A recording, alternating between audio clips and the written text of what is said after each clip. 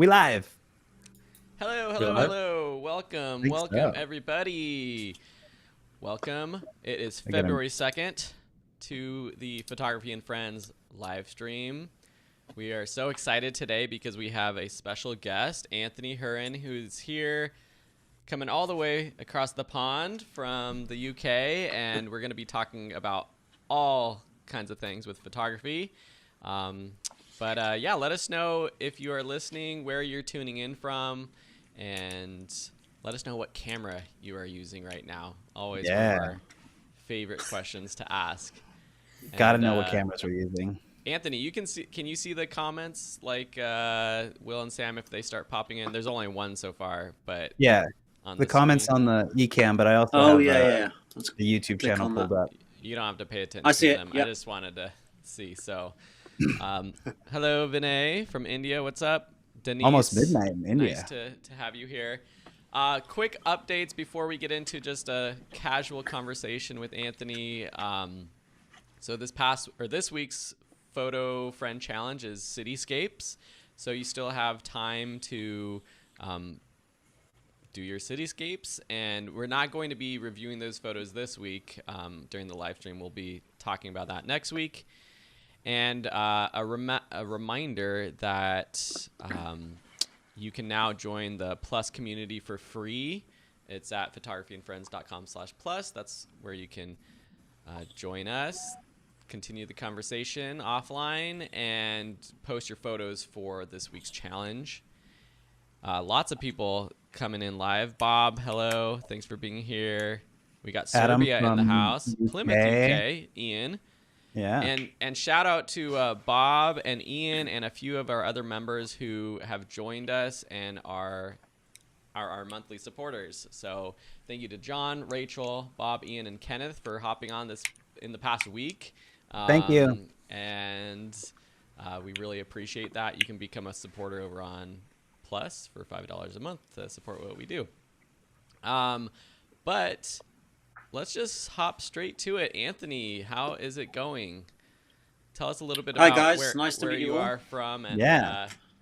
what your background is. Yeah, so hi everybody who's online. It's great to be here. Yeah, so my name's Anthony Hurren. I'm married. I've got two children, ages 17 and 19. So it gives you a clue to my age. I'm at 49, so That's a good clue. going on Yeah. 12. I'm going on 12. So I'm a freelancer, but I also work for a college as part of a marketing team, doing lots of video and photography, anything from sport like rugby, hockey, netball to drama, dance, or just in lessons. And there's a prep school in the college. That's a busy job. And then freelancing is a lot of wedding. Well, it used to be a lot of weddings. It's kind of cut down a bit now. Portraiture, corporate events, tiny bit of jewelry photography, and what else do I do?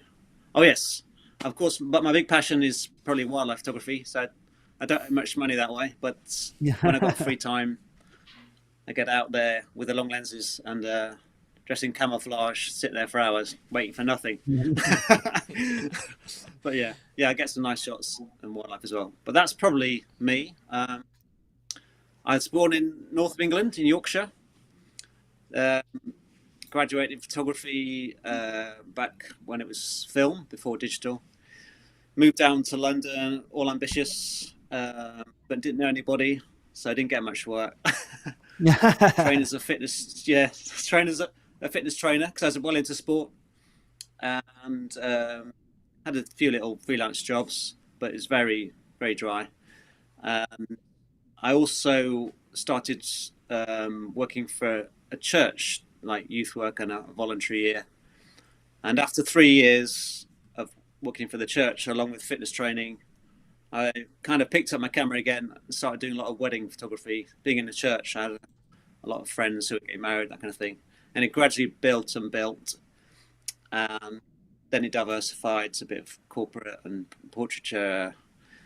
But I was always juggling about 3 jobs, so photography, fitness training, and I also went into kind of a social work job as well, like mentor. And then in 2010, I think the photography peaked, and I was full-time photography, doing masses of weddings, far too many weddings, and not seeing enough of the family at weekends because most of the weddings are on Saturday. Yep. And then it kind of died down a bit gradually. I put my prices up a bit because I was doing too many.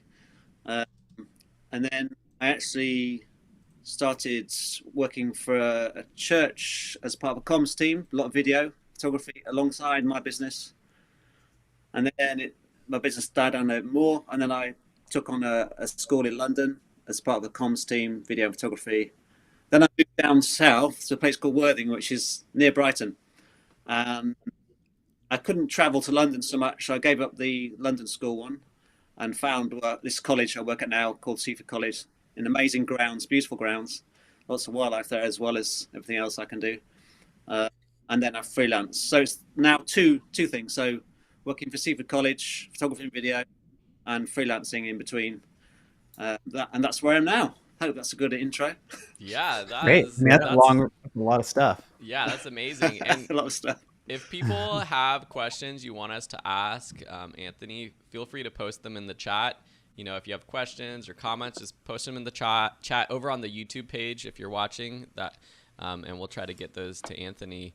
But I actually worked for the marketing communications team out of college. That was my first job out of college, and my background was video, but I also had to do photography, and it was kind of the first time I was, I guess, technically paid to do photography, and I learned a lot there. And we have a lot of students who wonder how they can find a job, get paid to do what they love, which is photography, and finding that sort of balance of, maybe it's, you said wildlife is your passion, and you can see that on your Instagram account, which I just posted in the chat, but then on the flip side, you do all this other stuff to kind of pay the bills, but you're still doing photography and video, which is what a lot of people want to be able to do.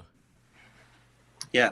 I think one important thing to remember when you're trying to start to earn a living out of photography is you've got to walk before you can run, and kind of don't kind of expect everything at once. It's a slow burner. It was for me anyway. I'm not some kind of skilled marketing entrepreneur type person. So I just, the best policy I had was do a good job, and hopefully that will be the best advert for the next job. So all my work was word of mouth. It's before the big social media kind of really took off anyway. But I'm sure you young guys can push yourself hard for social media. Try to. We try. Yeah, it's very saturated. But yeah, I think if you're passionate about something, I think it's important to not to expect everything at once, and just take a step at a time, and appreciate the jobs that you get, and just do the best you can, and that's your best advert for hopefully more jobs. That's how it worked for me. Yeah, absolutely. What can you take us through your camera journey? Like what did you learned on film, obviously? Like what did you start out on? And I know you're a Fujifilm photographer. That's one of the reasons I started following you. But we're always, talking too much about gear, but can you tell us what your journey was from beginning to now? Yeah. So first I had a camera when I was very young, one of these Kodak flip things, film. But I really got into SLRs in my early teens, perhaps, I think it was. So there was a brand called Praktica. I'm not sure if you remember that. Yep. But a film camera, Praktica, before your time, son. And then it transitioned to Minolta. They're not alive anymore. I've got a Minolta right here. This is my grandpa's camera. Hey, look at that. My grandpa's camera, nice. And then I had this. What happened is I was at college training, and I got my camera gear stolen. I was in the ground floor flat in a place called Newcastle. It's quite a rough area, a lot of juvenile crime. I was in this ground floor flat. It had steel bars on the window, bolt locks. I was upstairs in my friend's flat, and while I was having dinner, they broke in, took on my camera gear. But with the insurance money, I got myself my first Canon. There was a Canon called a EOS 5, and it had this. It was one of the original ones that had the eye control focus. I'm not sure you remember that. So you look and it focuses on point. The new Canon. What do you call it? The latest Canon one, R3 has it. Yeah. So then I started the Canon journey. Yeah, so lots of Canons, so 5Ds, 6D. When I was doing weddings, I had 5Ds and 6D, and I'm a bit of a prime junkie, so I like prime lenses a lot. So I was having these two cameras, big prime lenses, a big holster belt, and I realised it's getting really heavy. And I was trying to swing through the chairs at reception and whacking my camera bag. So that's hard. Yeah. So I always thought when the mirrorless systems began to get better, I would try and transition just to save a bit of weight. So the Fuji X Pro 1 was the first. So I was the first adopter to Fuji, basically. Took the first one. Yeah. But I had to use it alongside my Canon because it was slow, but the quality was lovely. So I had to have the Canon and the Fuji. And gradually, as the Fujis and the mirror systems got quicker, so the X-T1, X-T2, X-T3, X-T4. Then I also ditched Canon. And now the XH2S. Okay. Nice. Oh man, that's always one. But that's a big Oh lens. my goodness. Yeah, that's the S. This is my wildlife stuff, and this is the XH2. But the funny thing was, I really enjoyed the traditional dials. You have the XH2 and the XH2S now? Yeah, because I need two bodies. Bodies. I kind of love the retro dials and the analog dials on the XT4. Oh, absolutely. But I loved it. But I realised because I do quite a bit of sport and wildlife, the speed factor on the SARM dials, and also one major thing is the manual focus buttons here on the XH on the XT4. Yeah. So when I'm holding a big lens, I can't let go and switch to manual. Yeah. Without letting go and putting pressure on the bracket. So what I've done with this one is I've customized my focus buttons here. Oh, nice. So I can hold that, change to manual without leaving my eye from the lens. So it's little things like that have just really, really helped with wildlife photography in any way. Otherwise, if I was just doing weddings, I'll stick to the XT4, get the XT5 probably. But because I do the wildlife and the sport, and the grip's great for big lenses on the XH. Yeah, that grip looks awesome. 2S. Yeah. Very cool. Well, really nice. Will got me on the Fuji train. You had the XT1, right? You started with the XT1? Yeah, I started with the XT1. That was my first camera, and I walked the Camino de Santiago with it.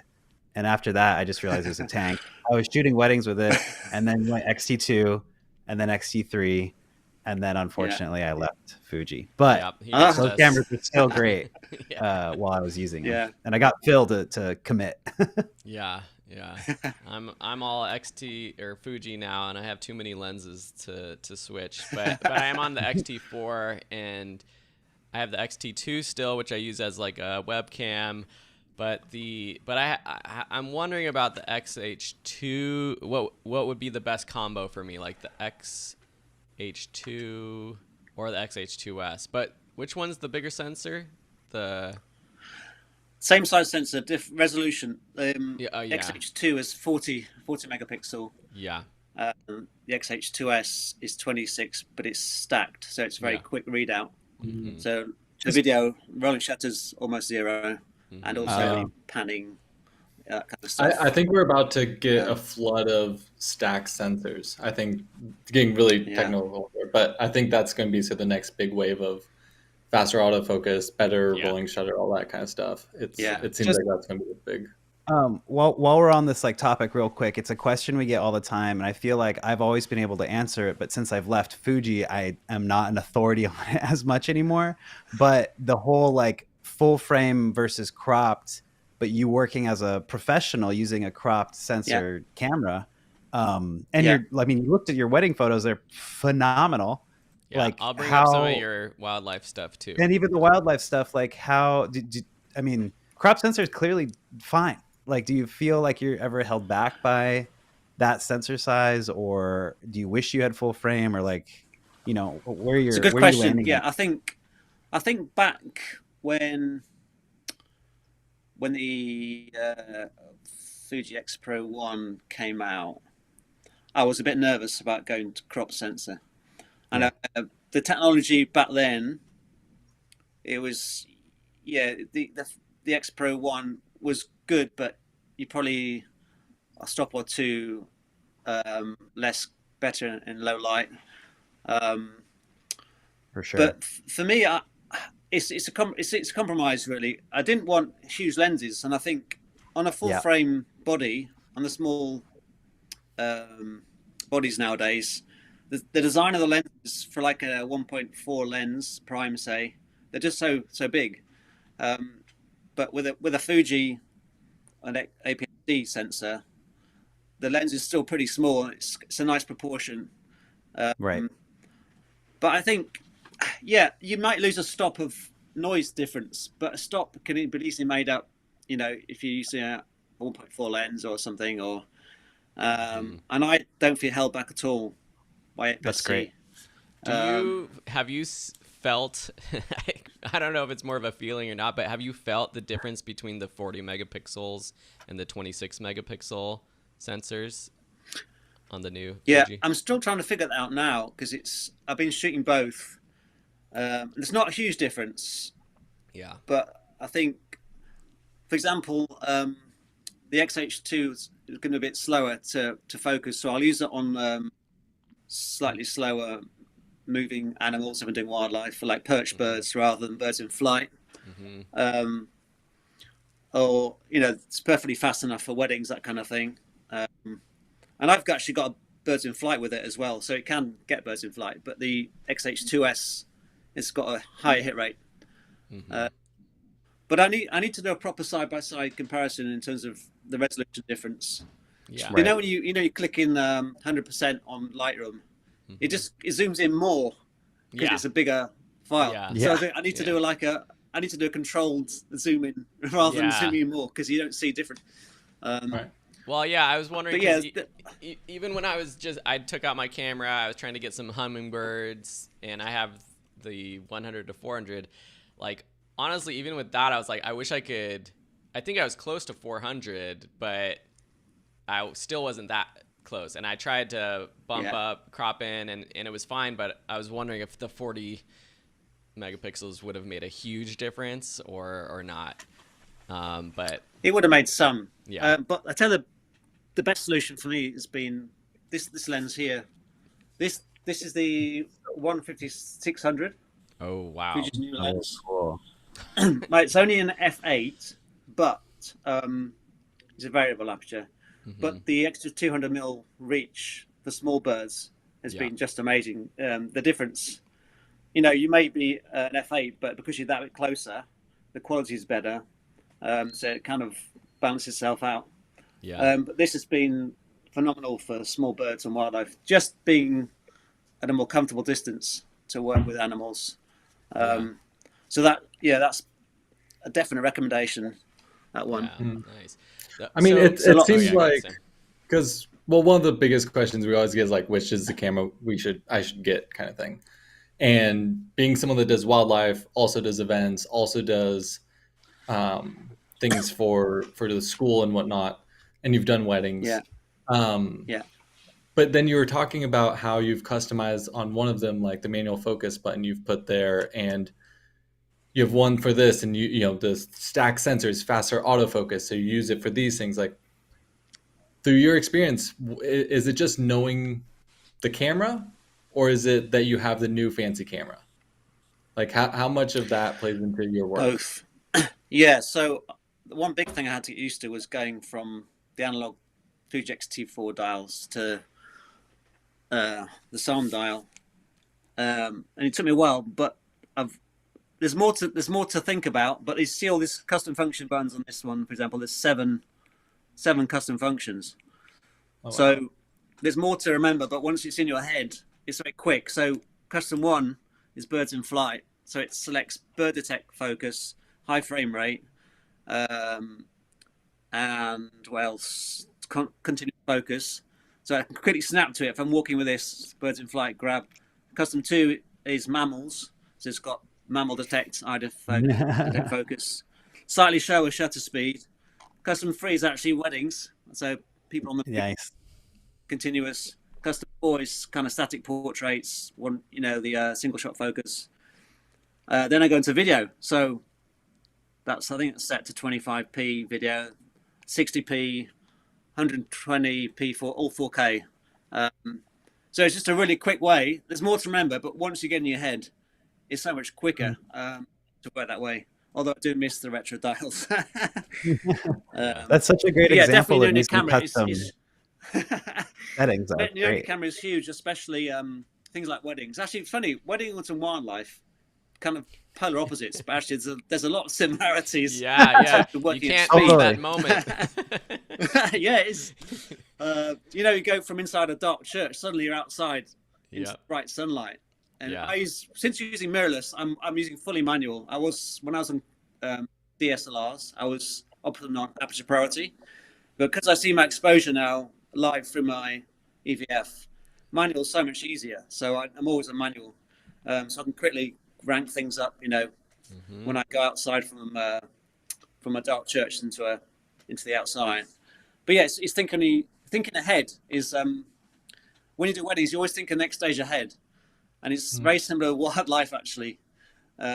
So there's kind of cross pollination of learning experience with both those types of photography. Yeah. Right.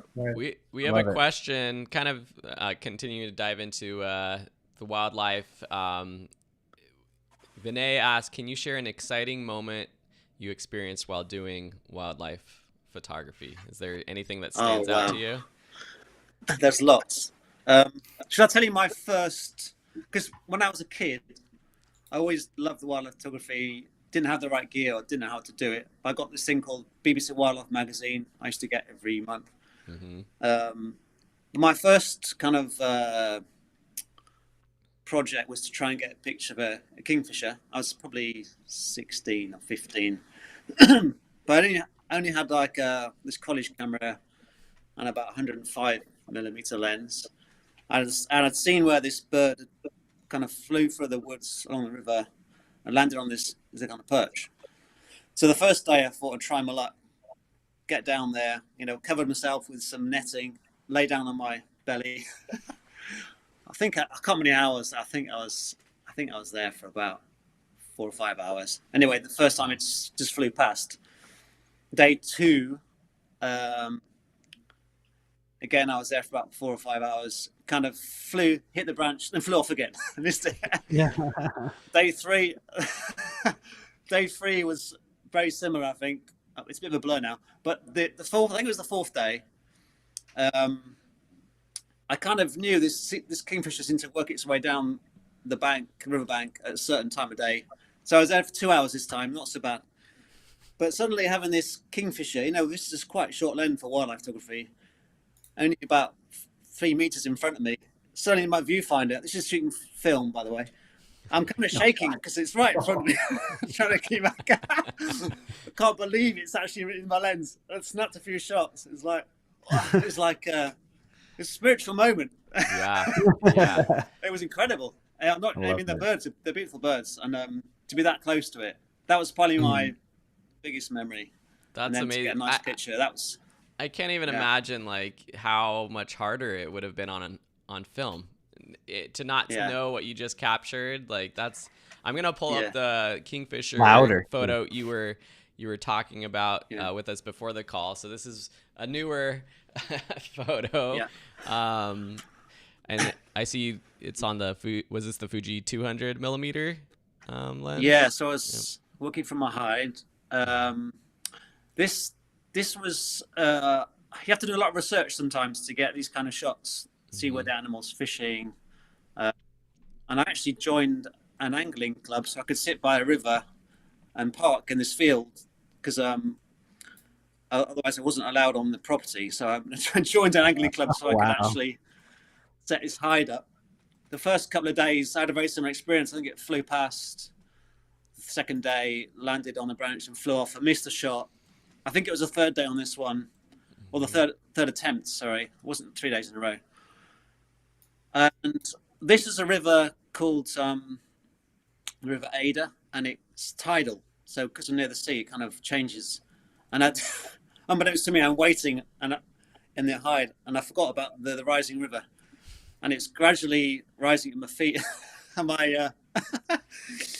the camera, I didn't realize my camera bag was next to my feet, so it was gradually soaking in water. Oh no! And but my Fuji 100-400 actually got a bit wet, but it survived. It was fine. But anyway, it was worth it because I got this shot. Yeah. I basically got a perch. Basically, kingfishers are opportunists, so they look for any opportunity to fish from different perches. So if you put a nice looking perch over the water, hanging over the water, say about 2 meters high or 1.5 meters, chances are if they're around and there's not too many other perches around, they will probably check it out. So this one finally checked it out, and I was obviously snapping loads of pictures and then a few variable pictures. But I like this one because it kind of turned its head. It's got a nice little pose on it, I think. Yeah. The colors. Yeah, are, so that was. Yeah, the colors are amazing. Are you editing in Lightroom or Capture One? Lightroom. I was in Capture One many years ago, but just because the Adobe Photoshop and Lightroom package, I just I'm on Lightroom too, but I see a lot of Fuji photographers talking about Capture One being better, but I've never actually played around with it. Yeah.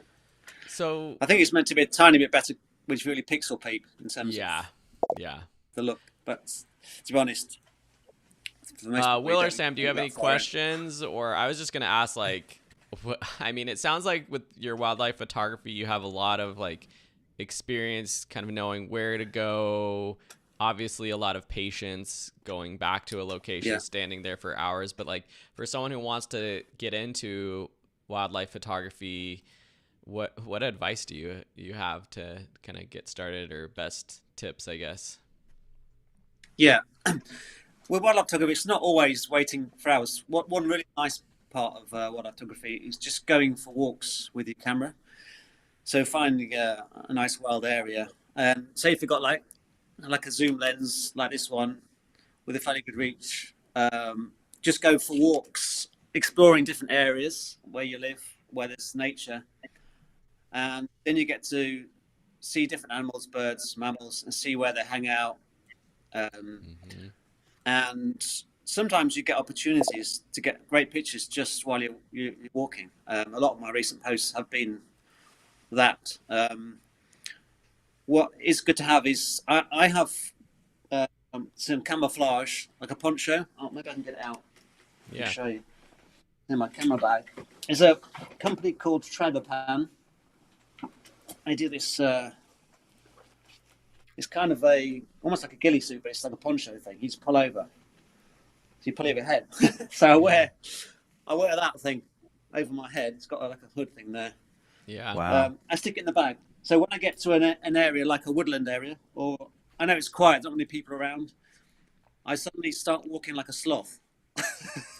So yeah, you slow right down. It's a real discipline actually, just to walk incredibly slowly, and use your ears as well as your eyes. Often I hear things before I see things, and just go really, really slow. And if you've got camouflage on, if you see something, if it hasn't seen you, sometimes just duck down, crouch down, and just wait and see if the animal comes closer.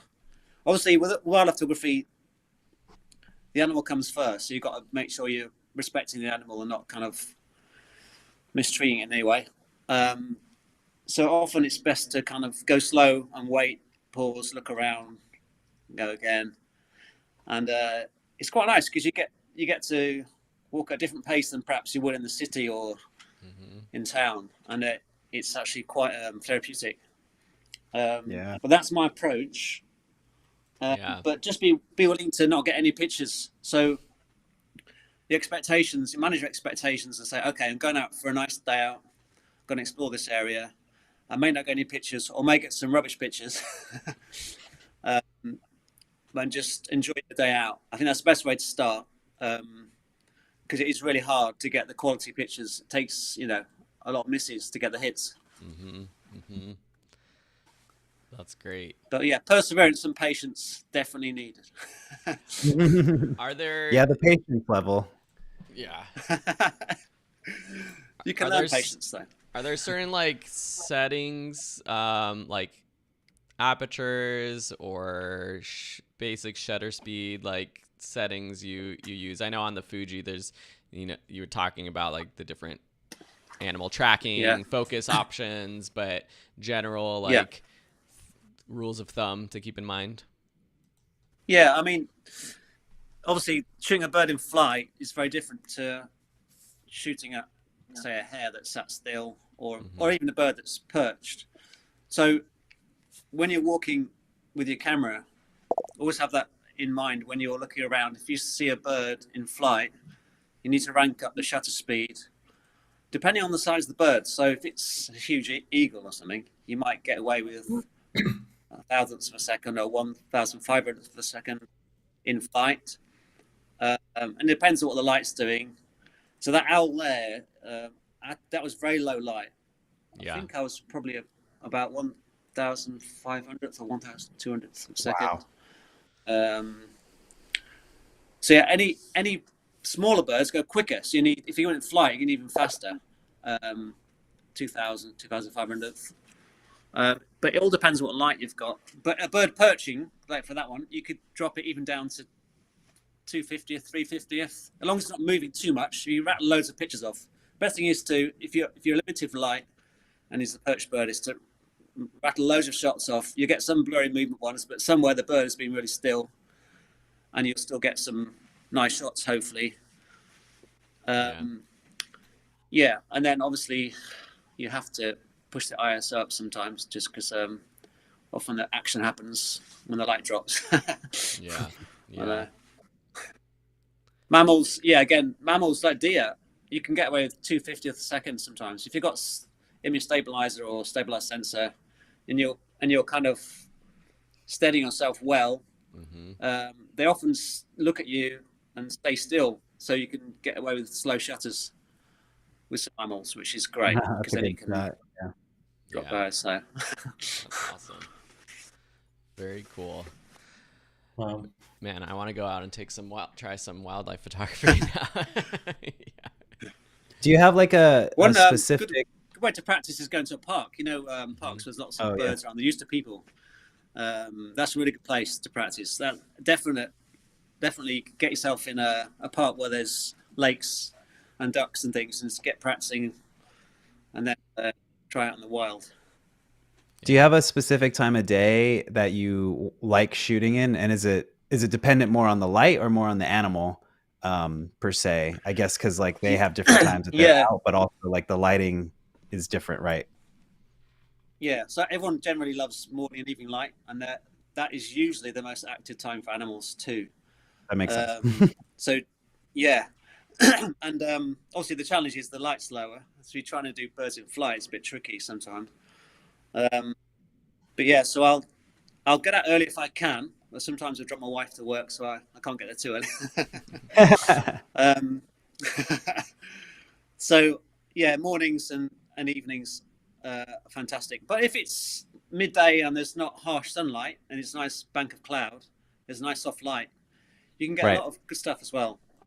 Perched birds and things like that, and birds in flight are good then, because then you've got more shutter speed.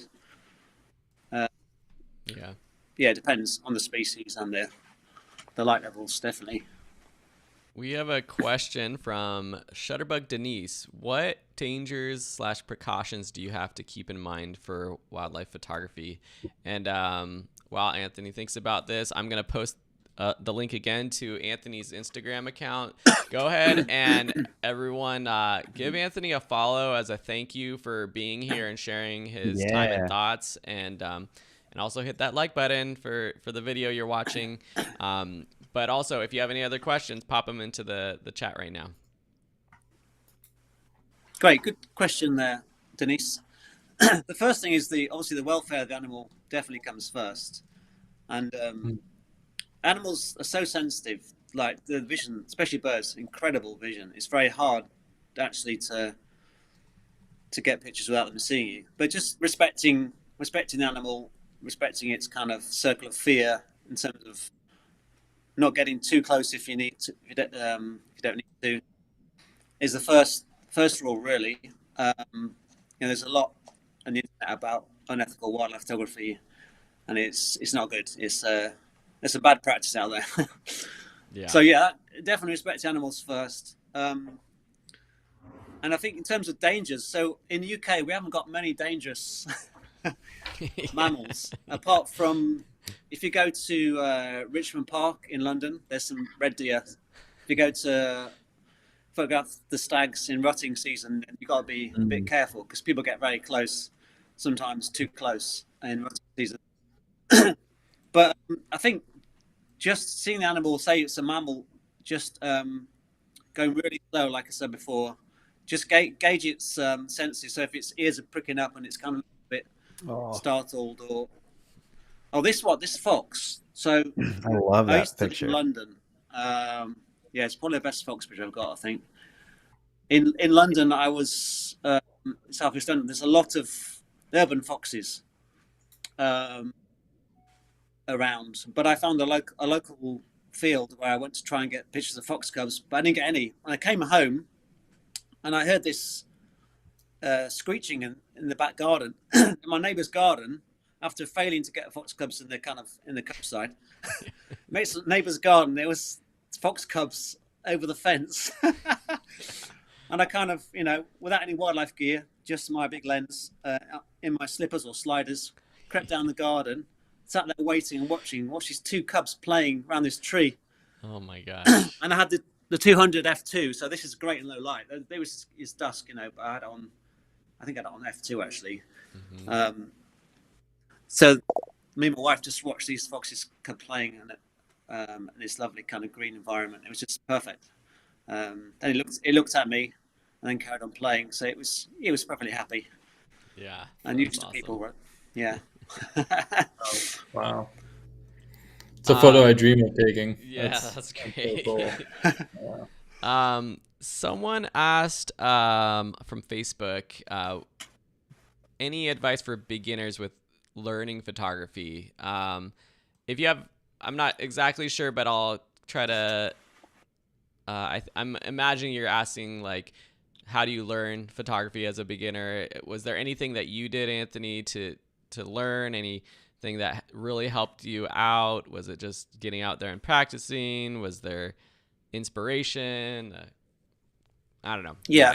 So I guess back in my day, when it was film, there was less accessibility to learning online. Obviously, I was zero. So it's probably a bit different for you guys now, where you can learn so much online. It's probably better to compare my journey with wildlife, because I kind of only in 2018 that I decided to take up more wildlife photography. Although I wanted to do it as a kid, I couldn't do it, didn't have the means or the know-how. But I learned a lot online, just watching lots of online videos about wildlife photography, and then going out and practice, definitely. But for me, obviously, I went to education, so I trained in it for 2 years, then another 2 years. So I learned all the basics and the skills in photography, which haven't really changed apart from it's digital, because the cameras are very, very similar in a lot of ways, just there's a sensor rather than film. Yeah. So if you can get to use the camera in manual, that's the best way to learn, because you figure out what the ISO is doing, what the shutter, that the aperture is doing, and you learn how it works when you manual. It's a bit slower at first, but it really helps you to understand what the camera's doing, and then you can, you know, when you've skilled up in that area, then you can use some of the automatic modes if you're in a hurry or. But I would say mixture of online practice, get to grips with manual, and go out with other photographers as well. Learn from other people, cross pollinate your ideas and skills. And I think I said to myself, I'll never be a wedding photographer when I left college, and I ended up assisting a wedding photographer, you know, with an old Hasselblad. What they medium format cameras. So it's changed so much over the years. But I said I'd never be a wedding photographer, but I did end up doing wedding photography. You learn loads, even if you're doing the type of photography you don't particularly want to do. So it's, you know, wildlife is my passion, but I have to earn money to pay the bills. So I'll do the other stuff as well. But at least I'm using photography skills. I'm not doing another job. So I'm getting used to my cameras, getting used to my gear, getting used to working at pace. I guess for you starting out, do a few, be a second shooter for a friend's wedding or something, or take some repertoire shots in the background for a friend's wedding. That's great practice. Do that kind of thing. Yeah. Man, I'm getting deep into your Instagram. Well, this was, you know, shot a few years, 2018, man, that's almost 4.5 years ago now in November with the XT3, the 100 to 400. Are there, like, what's your dream with wildlife photography? I don't know. Have you gotten any of your photos published anywhere? I mean, they're amazing photos, or do you try to do that, or is it really just kind of like personal? I did enter one competition. There's a shot on there somewhere with a kingfisher with a fish dangling down its mouth. It's not too far off there. Is it further up? Yeah, further up. I entered a kind of a county competition and won Kent Wildlife Photographer of the Year. That was just before lockdown, actually. Oh, very cool.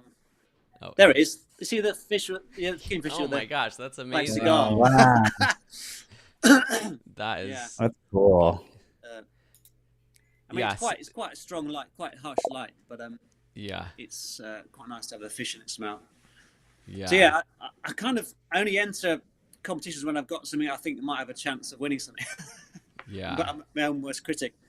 But I will enter more things if I think I've got a strong enough image. But there's so much great wildlife photography out there. You know, it's hard to win something, but it's fun to enter, definitely.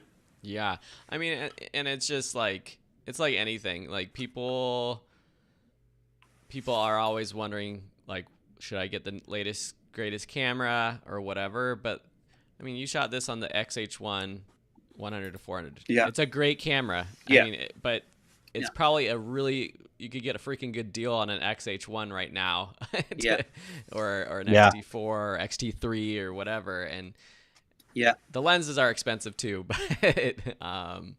you get secondhand 100 to 400, I would say, pretty good price. Like an XT2 or XT3 probably nowadays, probably cheaper.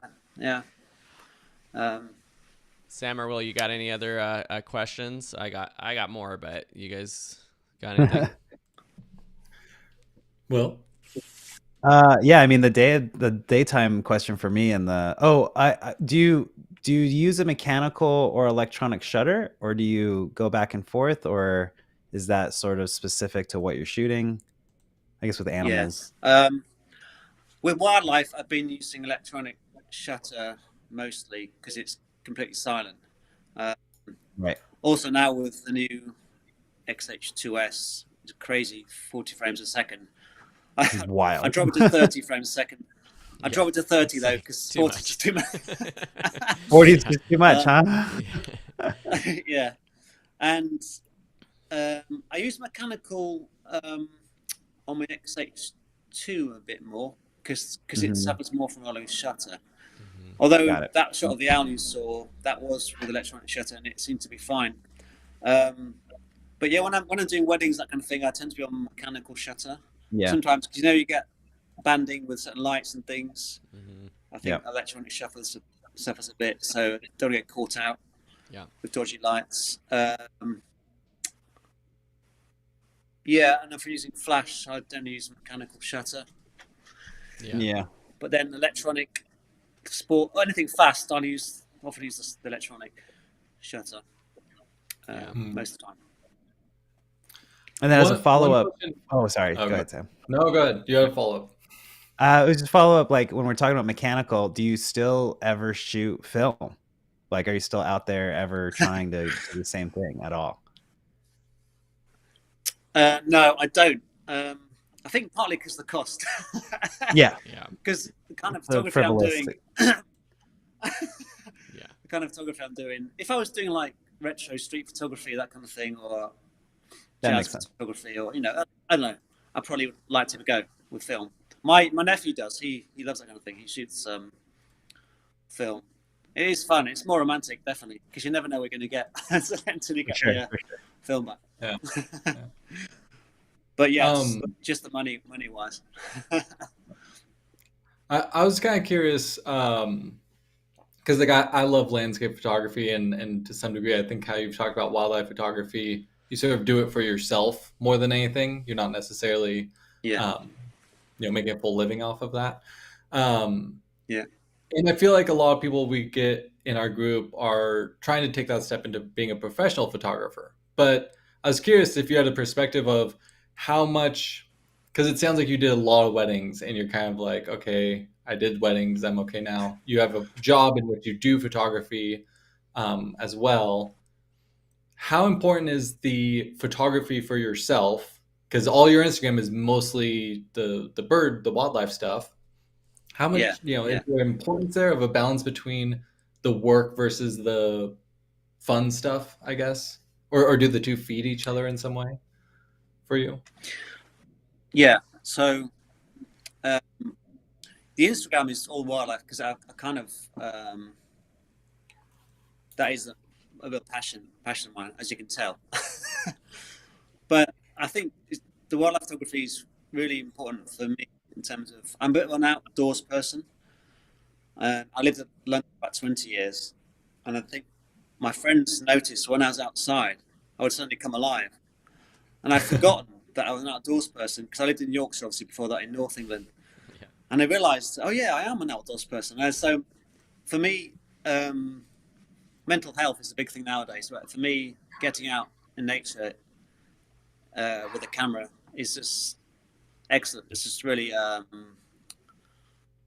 it's kind of healing in a way. It just gets your mind off other things. And I'm actually a Christian as well. So for me to have time to pray when I'm walking, and also get time alone. Yeah. But everyone needs time alone sometimes as well, even if you don't have any faith. But it's really good for you, basically, just to get out there, breathe fresh air, and not have a massive agenda sometimes. And so it's definitely a passion. But obviously there's a need to pay the bills and support the family. So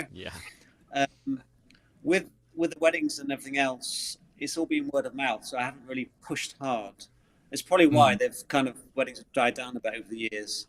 And so as I get older as well, my energy levels are less. So doing masses of weddings on a Saturday mostly is not ideal at my stage. Hence why this job at the college is great. There's loads to do, but it's not high pressured. Yeah. So I think there's one important, lesson from that. What I've just said is there's seasons in life where you can go full pelt. If you're young, maybe not got kids, and you got capacity to do lots of weddings or other jobs where you can just cram it all in. But you've got to be careful because you can take too much on. And it's funny, no one tells you how to turn work down in starting a business of photography. You always tell you how to get it and get it and get it. But actually, there's a lesson here, because some of you guys will become very successful photographers. It's okay to let some jobs go and pass them on to friends, because you don't want to sacrifice your family life, and there's other more important things in life by let your ambition consume you and pull you out of those other important things. Yeah, totally. I think that's really good advice. Absolutely. Yeah. Thank you for that. We do have a few more questions from some of our listeners. Thank you all for being here live. If you're listening or watching the replay, thank you as well. A couple of technical questions just in the last few minutes that we have. Carolyn asks, do you use the back button focus for wildlife photography? I do now more than I used to. Yeah, because of doing wildlife and sports. So yeah, on the XH2 and the 2S, it's a nice big one there. Mm-hmm. So yeah, for sport definitely. I'm doing a lot of rugby and netball for the college. I'll have that pushed down most of the time. Take it on and off depending if the eye detect's picked up the wrong eye.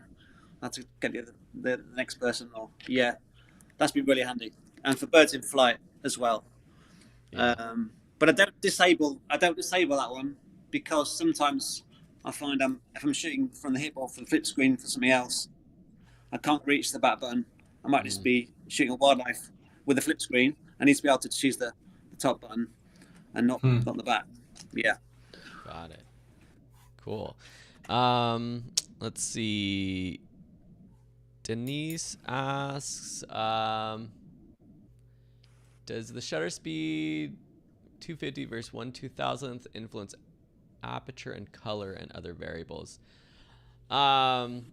Will, do you want to take this one? Just does shutter speed affect anything, like color? It doesn't really affect color, but it can affect your aperture that your camera is using if you're on like an automatic mode, or which can influence the creativity. Shutter's not really going to affect your color necessarily. But yeah, it's like variables, especially like wildlife. And Anthony, you could say it's like he was talking about shooting such high shutters. It's really going to affect like what your motion is and the light that's coming in, especially with wildlife. And in that sense, it's going to influence like what f-stop you can shoot at and what ISO you're going to shoot at. Because I don't know, Anthony, like what's your hierarchy of variables? Because some of your lenses are already like you said, f8 or it's variable. Are you always sticking at like? Do you decide your f-stop first, decide your shutter, and decide your ISO? Or are you? This is always the shutter I'm shooting at, and then the ISO is auto, and then whatever your lens can open up to at that point. Because it's a little different when you're shooting weddings versus like wildlife, where you need a specific shutter. Yeah, there's so many variables at play, isn't there? So, for example, today when I was trying to get the kingfisher shot, sometimes the light was strong, and sometimes it was drop. So, for a perch bird, I was always trying to get 250th and above, preferably. So I was around about 320th on f8 on the long lens. But when the light came out really strong, I actually dropped to f9. The reason is because when you fill a small bird with a frame, the depth of field is so narrow. You've got plenty of blur already. Sometimes you're not getting enough detail on the bird. So that's one mistake sometimes people can make if they might have a nice 2.8 lens, but if they're filling the frame with a tiny bird, you've got the eye in focus. It might be nice for portrait, but maybe not for seeing detail of a bird. But yeah, so when the light came out strong, then I turned the ISO down as well, and then turn the shutter up. So above 250, 320, 500. So it all depends on what the light's doing and know your minimum shutter you want. I think that's probably a good thing to set in your mind. So for me, perch birds, I didn't want to risk below 250th because that once at the moment I might have missed it. If it's blurred, I'll be a bit upset. Yeah, I've been there before. Yeah, I can imagine. But if you've got loads of light, then brilliant. Raise the shutter because you might get some action shots as well as the perched bird. If that makes sense. Right. So it's just thinking about all those variables and know your minimum boundary. I don't want to really go above 3,200 on the ISO either, if possible. Yeah. On my Fuji. Yeah. Well, that's why it's good to know your gear, test it out, and practice, I think. Definitely. So I think that's going to be our last question. I know there was a question about Randy Martinez asked about a good entry to mid-level camera once you have the basics down. I'm going to use that, Randy, as inspiration to get you over to the Photography and Friends Plus community. As you can see here, this is our community space that you can join today, and it's free to join. It's our community. There's lots of people who have joined over the past couple of weeks. We've got a few hundred people who have moved over from the Facebook group, which is exciting to us. And this is also where you can post your photography challenge photos. This week is the Cityscape Photo Challenge. So Randy, head over there, post your question to the Gear Talk space, and we can talk a little bit more about that. But yeah, let's, I think we're going to close it out to let Anthony get some rest tonight for his next big shoot. What do you have a plan, or do you have like a schedule where you get to go out every week or every other week, or what's the next time you're going to get out there and try to get some so wildlife? Today after the fail getting the kingfisher, I might go up tomorrow morning with a full hide. At the moment, my freelance stuff is pretty quiet. This time of year is always quiet, but it's a bit scarily dead at the moment. So I've got a bit of time. Rather than me just sitting at home, I thought, let me get out there. So tomorrow morning, I'll probably be attempting to get the kingfisher again. Nice. And is that before a work day, or do you not have work on a Friday? Well, I'm actually working Saturday because Okay. I don't always work Saturdays for the college, but they do a lot of sport on Saturday. So I take turns with another photographer on the team. So I'll be doing rugby, hockey, netball. It's hockey and netball, I think, on Saturday. Yeah. Nice. So from kingfishers to sport. Yeah. Cool. Very cool. Yeah. Cool. Well, everyone, give Anthony a follow on Instagram as a thank you for being here. I do see a couple of other questions popping in. You can post those to Plus, or if you like Anthony's stuff, give him a follow and maybe send him a message. But Will, Sam, anything else before we pop off today? No, thanks so much for being here. I think wildlife is not something that the three of us ever really get a chance to do or dived into much, so it's very refreshing to hear all these things. So thank you. Yeah. Well, thank you so much for taking the time. Cheers, guys. It's great to meet you all, and hopefully we'll do this again at some point. Yeah, sounds good, Anthony. Absolutely. All right, everyone. Thanks so much. Have a beautiful week, and we'll see you next week for the next live stream. And yeah, get out there. Take some bird photos. We want to see them, and post them to Plus or Instagram. Tag us. All right. Bye, everyone. Cheers, guys. See ya. Cheers.